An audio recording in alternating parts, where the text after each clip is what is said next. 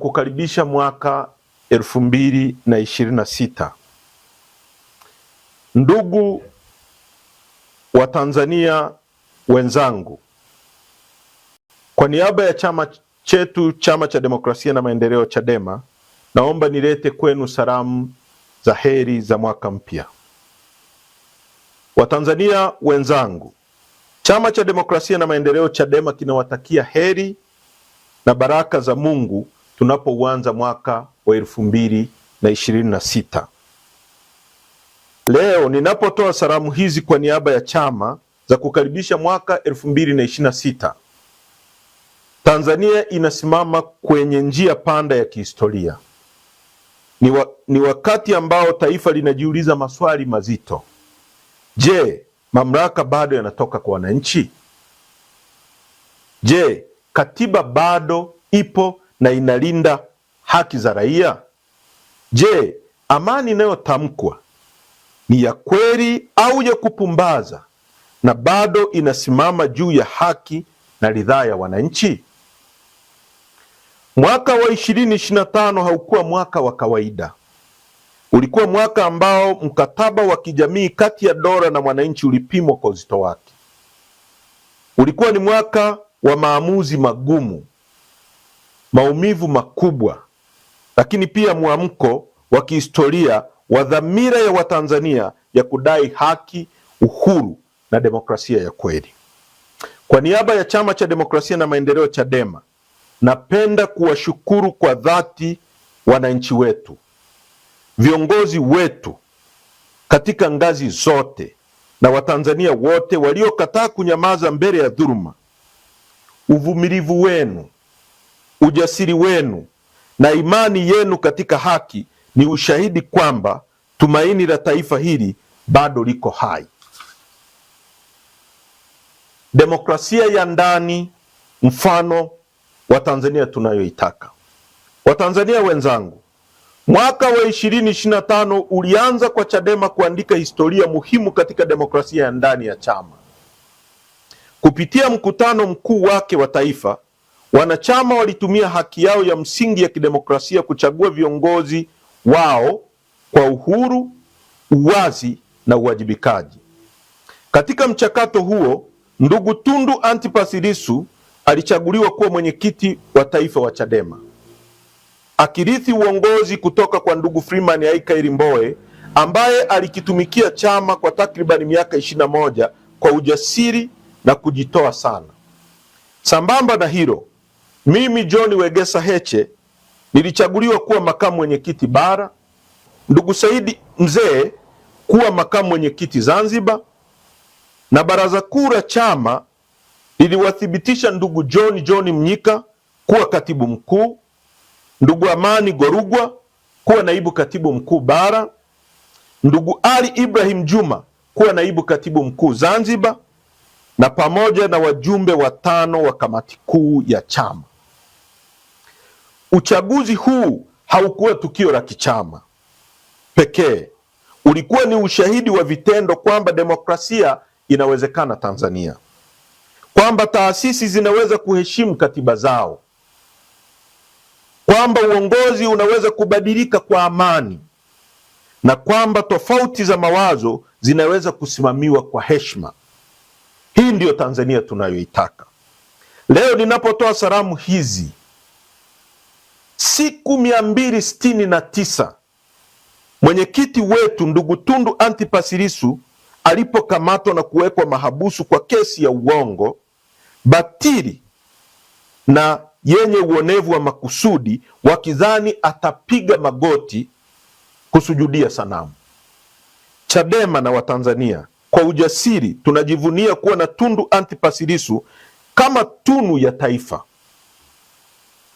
mtetezi wa haki na mwenye kupinga uonevu, mtetezi wa utawala wa sheria, demokrasia na rasilimali za nchi, ambaye husimama katika misingi ya ukweli. Kwa sauti kubwa, kwa niaba ya Watanzania wengi, tunataka Tundu Antipas Lissu aachiliwe bila masharti yoyote, maana sio muhaini, hajasema uongo wala hajafanya uchochezi wowote. Yote aliyoyasema ni kweli na ndiyo msimamo ambao Watanzania wanaunga mkono. Kuendelea kumshikilia ndugu Lissu kwa sababu zinazoonekana na Watanzania wote kuwa ni ubatili, uongo na uonevu ni kuendelea kutia unajisi mifumo ya haki na mamlaka ya dola kwa kushusha zaidi na kuendelea kufanya wananchi kupoteza imani na mifumo ya uendeshaji wa mashauri na mifumo ya haki nchini. Hata hivyo, watesi wetu wanaelewa kuwa dhahabu ili ing'ae, ili iendelee kung'aa na thamani yake iendelee kuongezeka, hivyo ndugu Tundu Lissu anaendelea kuwa dhahabu inayoendelea kuongezeka thamani. Pia ni tunu ya taifa hili katika mapambano ya kudai utawala wa demokrasia na haki hapa nchini. Aidha, kama chama na nchi kwa ujumla, tunatambua kuheshimu jina la Tundu Antipas Lissu kupendekezwa, yaani kuwa nominated kwenye mchakato wa awali wa mshindi wa tuzo ya Nobeli. Kwa hakika hii ni heshima sana kwa chama chetu, nchi yetu na bara la Afrika kwa ujumla. Namba 3, umoja wa chama, nguzo ya mapambano ya kitaifa. Watanzania wenzangu, umoja wetu ndani ya chama si kauli, ni pumzi ya uhai wa harakati zetu. Ni katika mshikamano ndipo chama kinaishi, kinapona na kinashinda. Tofauti za mawazo ndani ya chama cha demokrasia sio ufa, ni msingi ya kujenga hoja bora na uamuzi thabiti. Tunapokubaliana kutofautiana kwa heshima na kusimama pamoja mara baada ya maamuzi yanapofikiwa, tunaifanya Chadema iwe bora zaidi.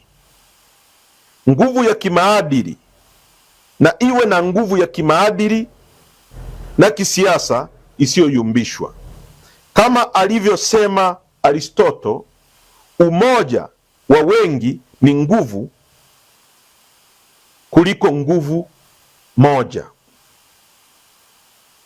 Chadema itaendelea kuishi mioyoni mwa wananchi na wanachama wote, kwa sababu si nembo wala majengo, ni dhamira ya pamoja ya kupigania haki.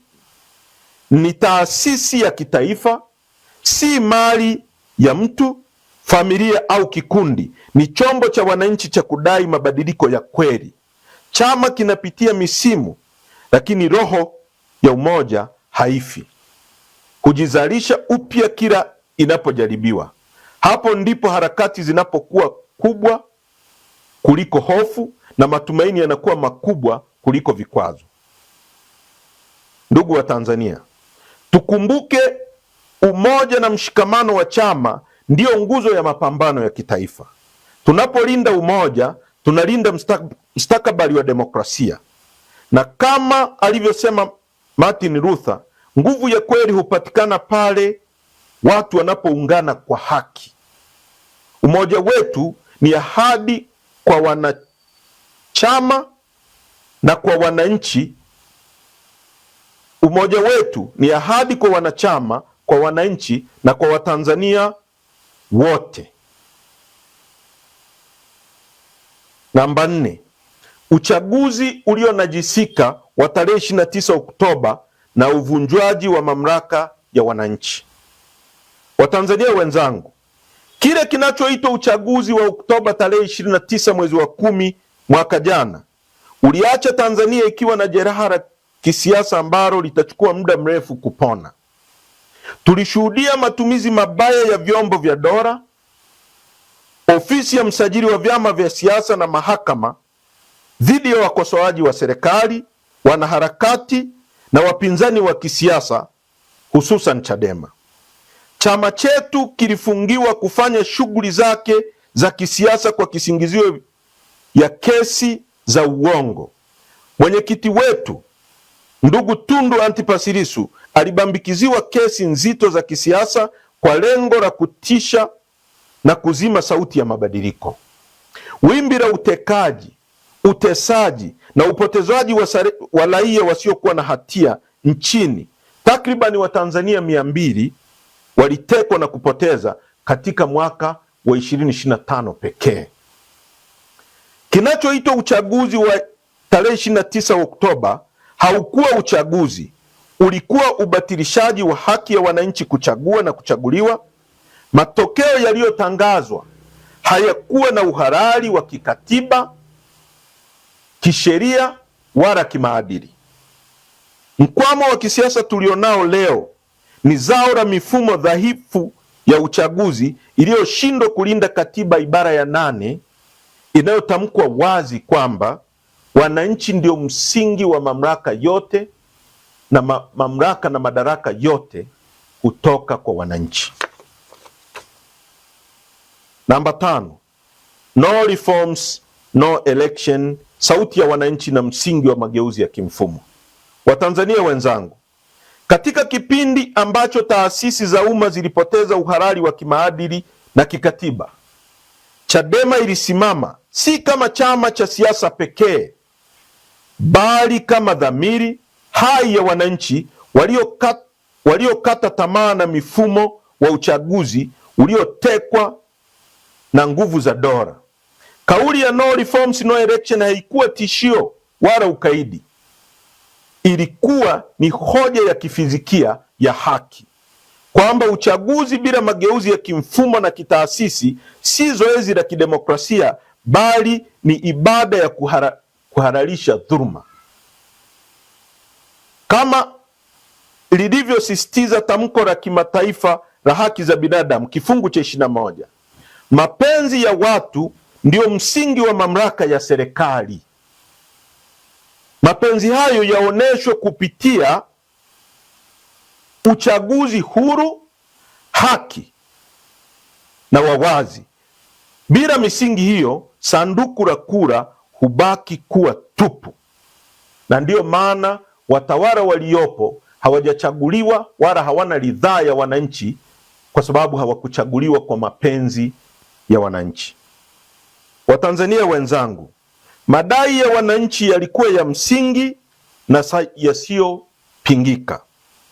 Wananchi walikuwa wanadai tume huru yenye mamlaka kamili ya kikatiba, marekebisho ya sheria kandamizi zinazonyima raia sauti, na ulinzi halisi wa haki za kisiasa na kiraia. Msimamo huu haukulenga kuvuruga amani, bali kulinda amani, kwa sababu amani isiyo na haki ni ukimya wa makaburini. Kama alivyoonya John Laws, sheria isiyo na haki si sheria, bali ni vurugu iliyorasimishwa. Hivyo mageuzi hayakuwa hiari ya kisiasa, bali ni sharti la uhalali wa dola. Watanzania wenzangu, ni jambo la kusikitisha kwamba badala ya majadiliano ya kitaifa, mamlaka zilichukua mabavu, vitisho na nguvu kupita kiasi. Lakini historia ina tabia ya kuwakumbuka waliokataa kupiga magoti mbele ya udhalimu. Vuguvugu la no reforms, no election linabaki kuwa alama ya mwamko wa kihistoria, ushahidi kwamba wananchi waligundua ukweli wa kimsingi: bila mageuzi ya kimfumo, uchaguzi sio suluhisho, bali ni tatizo linaloendelezwa. Hapo ndipo sauti ya wananchi inapogeuka kuwa falsafa ya ukombozi wa kisiasa. Namba 6, mauaji ya halaiki na jeraha la taifa. Watanzania wenzangu, kutekwa kwa watu zaidi ya 200 na mauaji ya Watanzania zaidi ya 2000 si takwimu za kawaida. Kwa mizania ya kimataifa, hizi ni namba zinazolingana na nchi zilizopo kwenye migogoro ya silaha au vita ya wenyewe kwa wenyewe. Katika mataifa yanayojitambulisha kama ya amani na utulivu kisiasa, hata vifo 10 vya kisiasa huibua uchunguzi wa kimataifa na misukumo ya uwajibikaji. Hivyo basi, kilichotokea Tanzania kinakiuka hadhi yake kama nchi ya amani na kinaiweka katika ramani ya dunia kama taifa lililoshindwa kulinda uhai wa raia wake. Watanzania wenzangu, Haya siyo matukio ya kawaida ya kisiasa, ni makosa makubwa ya ubinadamu yanayopingana na misingi ya haki za binadamu inayotambuliwa kimataifa. Ndio maana Chadema inasisitiza uchunguzi huru, unaoaminika na wenye uwakilishi wa kimataifa, kwa sababu kiwango cha madhara kimevuka uwezo wa taasisi za ndani kujihakiki zenyewe. Taifa lolote linalojali heshima ya watu wake, linalojali heshima yake duniani, haliwezi kunyamazia damu ya raia wake ikimwagika bila ukweli na uwajibikaji. Na hapa kuna ukweli mchungu kwa watawala. Damu ya raia inapomwagika bila majibu, majonzi ya familia yanapogeuka takwimu za kutisha, na kilio cha wahanga kinaponyamazishwa na dola, serikali hupoteza sio tu uhalali wake kutawala, bali pia utu wa kimaadili wa kuongoza binadamu wenzao. Tunadai haki kwa wahanga, kwa waliopoteza viungo vyao, na kwa familia zilizobaki na majonzi yasiyo na majibu. Taifa haliwezi kujengwa juu ya damu ya raia wake na haki ikacheleweshwa kwa vigezo vya kitaifa na kimataifa. Hiyo ni haki iliyonyimwa. Namba 7, maumivu ya wananchi, demokrasia na maisha ya kila siku. Watanzania wenzangu, uchaguzi batili hauishii kwenye siasa pekee, huingia moja kwa moja kwenye tumbo la mwananchi na heshima ya maisha yake ya kila siku. Ndiyo chanzo cha mkulima kukosa soko la mazao yake licha ya jasho lake, kijana kukosa ajira hata akiwa na elimu, mama kushindwa kulipa ada ya mtoto, na mfanyabiashara mdogo kunyimwa mtaji kwa mifumo isiyo na haki. Takwimu huonesha mwelekeo huu kwa ukali. Pale uwazi na uwajibikaji vinapodhoofika, uwekezaji hushuka na mapato ya kaya hupungua na gharama za maisha hupanda. Mizigo unaobebwa na wananchi wa kawaida, huu ni mzigo unaobebwa na wananchi wa kawaida, si watawala. Watanzania wenzangu, demokrasia ikifa, uchumi hufa. Haki ikikandamizwa, matumaini yanakufa, na hofu ikitawala, maendeleo husimama. Hizi si kauli za kisiasa pekee, bali ni ukweli unaothibitishwa na uzoefu wa mataifa mengine.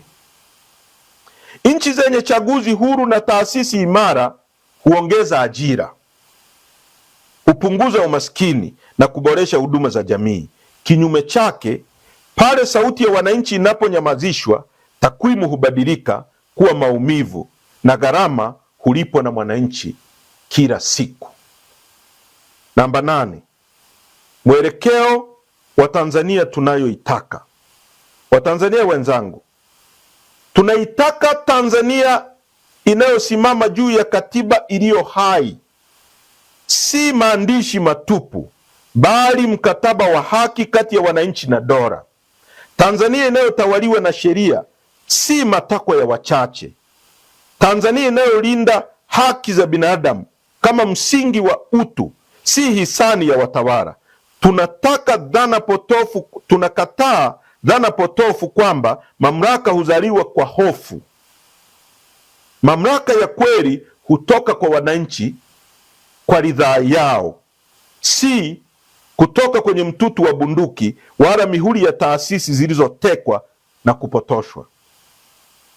Watanzania wenzangu, Chadema tunadai katiba mpya ya wananchi, katiba itakayorudisha heshima ya kura, kusimika uwajibikaji na kufungua njia za haki kwa wote. Tunadai tume huru ya uchaguzi ili sauti ya wananchi isizimwe, ili uamuzi wa wengi usipinduliwe na wachache. Haya si matamanio ya kisiasa, ni haki za msingi zinazostahili kutekelezwa sasa bila kuchelewa. Na tunadai uchumi unaomjali mwananchi wa kawaida, uchumi unaopima mafanikio kwa chakula mezani, ajira zenye staha na huduma bora, si kwa takwimu zinazoishi maisha ya watu. Kama alivyosema Jean Jacques Rousseau, mtu huzaliwa huru, lakini kila mahali yuko katika minyororo. Minyororo hii ikivunjwa, Tanzania mpya itawezekana. Tanzania ya utu, haki, ujasiri wa mabadiliko.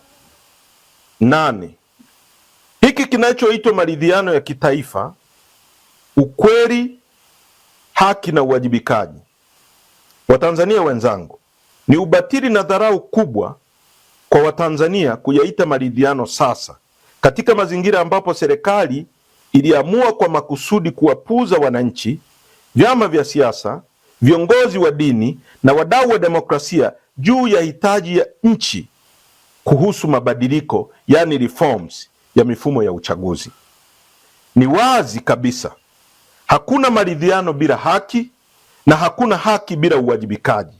Maridhiano yanapogeuzwa kuwa wito wa kusema songa mbele, badala ya kuamua kwa makusudi kuwapuuza wananchi juu ya madai ya msingi walioyatoa na tahadhari walizozitoa awali, na matokeo yake serikali na vyombo vyake vya dola vikaunajisi uchaguzi na kujitangazia matokeo batili kwa makusudi, kufanya uhalifu wa kisiasa uliopelekea mauaji ya raia na uharibifu wa mali. Wito huo wa maridhiano ni wa kupumbaza na hauna ukweli nyuma yake. Maridhiano bila kukiri makosa na kuwajibisha waliotenda makosa, hapo maridhiano hugeuka kuwa aina ya ukandamizaji wa kumbukumbu wa mambo yaliyotokea. Watu wameuawa kwa maelfu, watu wamekuwa vilema, wamesingiziwa kesi za uongo, za uhaini. Taifa linaomboleza kwa machozi ambayo mpaka leo hayajakoma. Kama chama tulishauri kuwa ni vyema familia za wote waliouawa na kupata vilema zipewe fidia kama sehemu ya kuonesha kujali utu wa mtu, lakini watawala dhalimu wamepuuzia. Halafu leo unaita maridhiano. Tunafahamu haki si kulipiza kisasi. Haki ni kurejesha utu wa waathirika na imani ya wananchi katika taasisi za dola. Bila uwajibikaji wa waliohusika, iwe ni kupitia vyombo vya haki, tume huru za ukweli au marekebisho ya taasisi, maridhiano hubaki kuwa kauli ya kisiasa, si mkataba wa kijamii.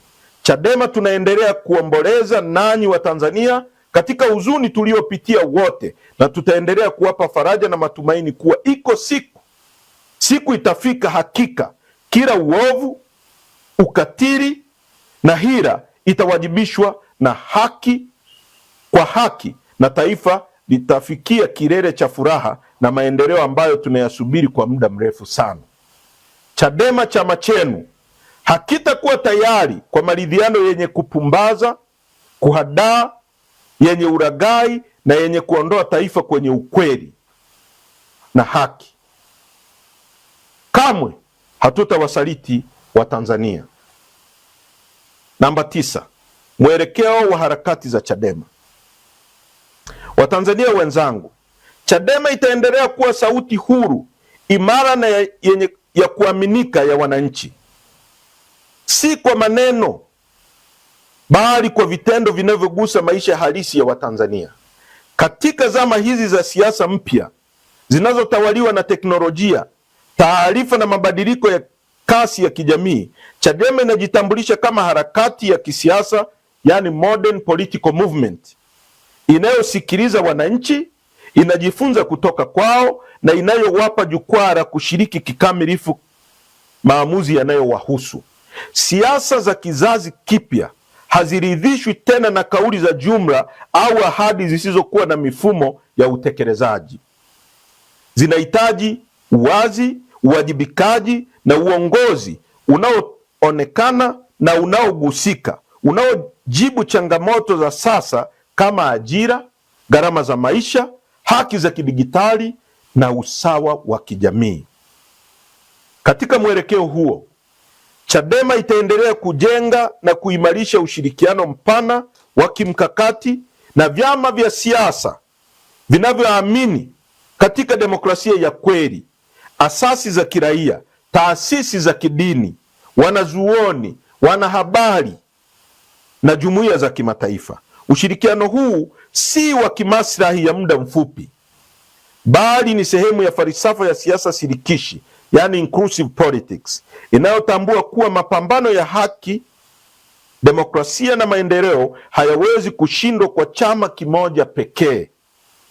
Katika dunia ya leo ambapo demokrasia inakabiliwa na changamoto mpya kama kudhibiti taarifa, siasa za hofu, kudhoofisha taasisi, Chadema itaendelea kusimama kama nguzo ya kulinda maadili ya utawala wa sheria na haki za binadamu.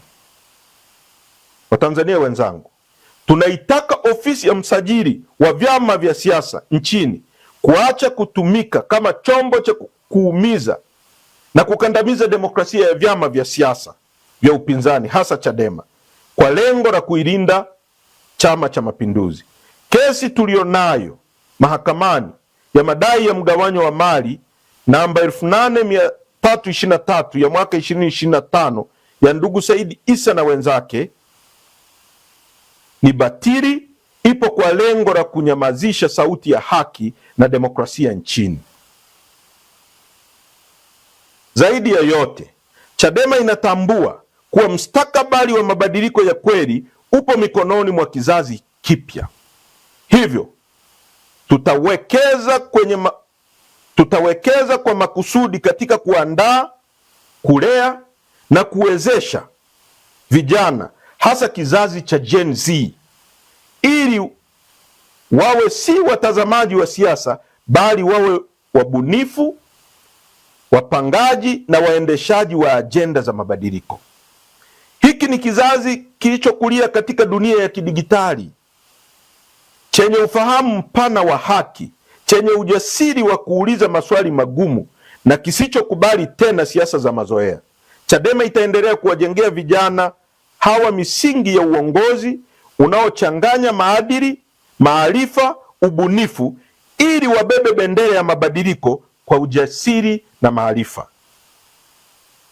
na maadili, si kwa jaziba tu, bali kwa dira, nidhamu, uelewa wa kina wa changamoto za taifa.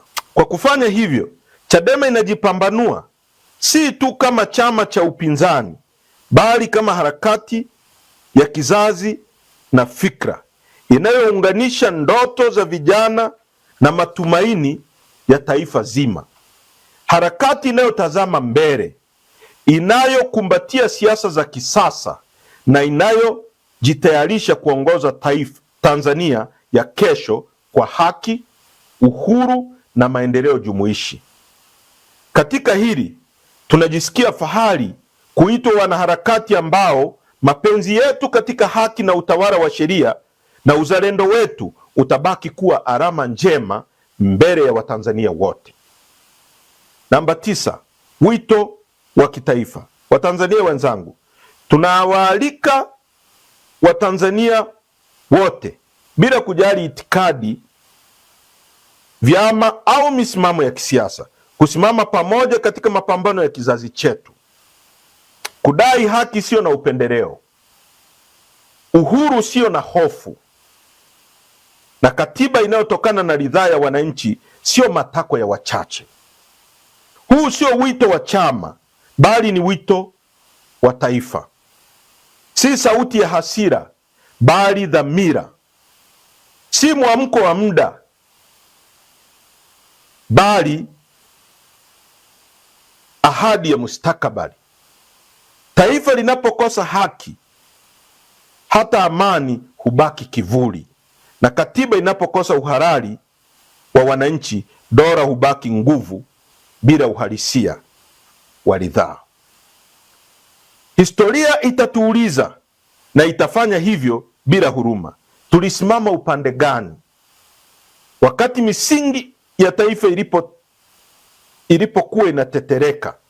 Kama alivyoonya Edmund Burke, the only thing necessary for the triumph of evil is for good men to do nothing.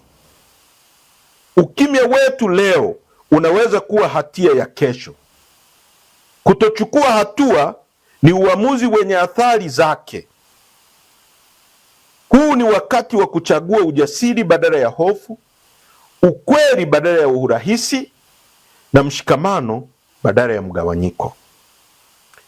Tuchukue wajibu wa kizazi, tusimame kwa pamoja, tuseme kwa sauti moja, na tutende kwa hatua za kisheria na za amani, kwa sababu haki hujengwa na watu wanaokataa kunyamaza. Kama alivyosema Hannah Eldet, the most radical revolution will become a conservative the day after revolution. Hivyo mapambano yetu yasijengwe juu ya mihemko ya muda, bali juu ya misingi thabiti ya haki, uwajibikaji na heshima ya utu wa Mtanzania. Leo tunaitwa, kesho tutaulizwa. Sasa ndiyo wakati. Kwa umuhimu, tunaomba wanachama na Watanzania wote kuendelea kutuunga mkono na kuendelea kujiunga na Chadema kupitia mfumo wa Chadema Digital. Ni wakati sahihi sasa Watanzania tusimame, tuhesabiwe. Hivyo hesabu yetu na isomeke kwa kujiunga kwa wingi kama wanachama wa chama hiki mnachokiamini. Aidha, tunawaalika wananchi wote kushiriki na kuungana nasi katika wiki ya maadhimisho kwa chama chetu ambayo yatahitimishwa kwenye kilele cha tarehe 21 Januari 2026, siku ambayo Chadema ilipata usajili rasmi wa kudumu kama chama cha siasa. Hitimisho. Watanzania wenzangu, mwaka 2026 usiwe mwaka wa ahadi tupu, bali uwe mwanzo wa awamu mpya ya mapambano ya kikatiba, kidemokrasia na kimaadili. Mapambano yanayomrejeshea mwananchi heshima yake, sauti yake na mustakabali wake. Historia imetufundisha jambo moja lisilopingika: hakuna dola iliyokuwa kubwa kuliko haki, na hakuna nguvu iliyokuwa imara kuliko umoja wa wananchi walioamua kusimama upande wa ukweli. Tukiwa wamoja, tukijawa na ujasiri wa kusema kweli, na tukiwa na imani isiyotikisika katika haki, tutavunja ukimya wa hofu na minyororo ya udhalimu. Kama alivyosema Martin Luther, the arc of moral universe is wrong, but it bends toward justice. Huu ni wakati wetu wa kupinda huo mkunjo wa historia kwa mikono yetu wenyewe. Kwa umoja wetu, kwa ujasiri wetu, kwa imani yetu na haki, tutashinda. Sio kwa sababu ni rahisi, bali kwa sababu ni sahihi.